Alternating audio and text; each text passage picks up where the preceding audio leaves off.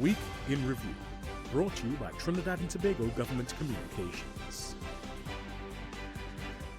Works and Transport Minister, Senator the Honourable Rohan Sinanan, visited the Kumana Community Centre site for the launch of the Ministry of Works and Transport Licensing Division Mobile Office. Present also at the event were Member of Parliament Roger Monroe and Councillor for Valencia East Toko, Terry Rondon. The TTMA, in collaboration with the Ministry of Trade and Industry, conducted a site visit to New Wave Marketing Limited.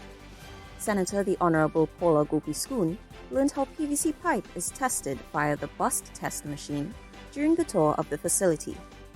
Senator the Honourable Paula Gopi-Schoon, Minister of Trade and Industry, met virtually with Mr. Charles Pashley, President of the Board of Directors of the Trinidad and Tobago Chamber of Industry and Commerce, new Chief Executive Officer Mr. Ian R. D'Souza, and outgoing CEO Mr. Gabriel Faria. The Special Economic Zones Bill 2021 was unanimously passed in the House of Representatives on the 19th of January 2022. Piloted in both Houses of Parliament by Senator the Honourable Paula Gopi-Schoon, this bill seeks to create a new legislative, administrative and institutional framework upon which investors, both domestic and international, can expect enhanced transparency, predictability and security for their investments. Senator the Honourable Clarence Rambarat, Minister of Agriculture, Land and Fisheries, welcomed Mrs. Natisha Charles Panton, Secretary of Food Security, Natural Resources, the Environment and Sustainable Development of the THA and her team for a courtesy visit at the Ministry.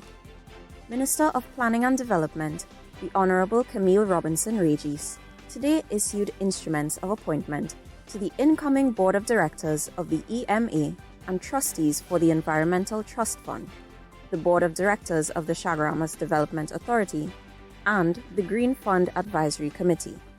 The Water and Sewerage Authority advises that work on the final phase of the Beacom Sewer Pipeline project is proceeding apace, with the installation of the first 3 manholes that were completed on Monday the 17th of January 2022. Minister the Honourable Marvin Gonzalez, along with WASA's top management, visited the community of Paramin to assess a number of projects geared towards improving the water supply to residents. The minister was also accompanied by Councillor for the area, Andy Felicion. At the Caribbean Sustainable Energy Conference, Minister the Honourable Stuart Young made his contribution as a member of the panel of keynote speakers.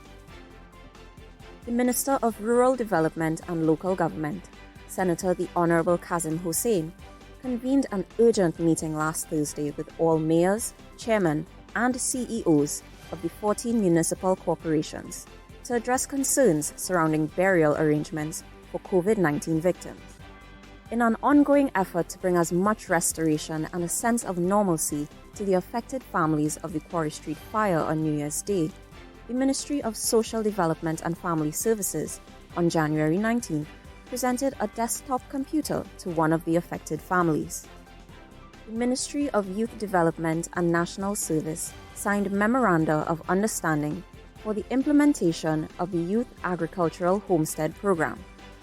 Present at the signing were the Honourable Foster Cummings, Minister of Youth Development and National Service, the Honourable Stuart Young, Minister of Energy, Mr. Nicholas Hunt, Senior Manager of Petrotrin, and other officials from the Ministry. In Review, brought to you by Trinidad and Tobago Government Communications.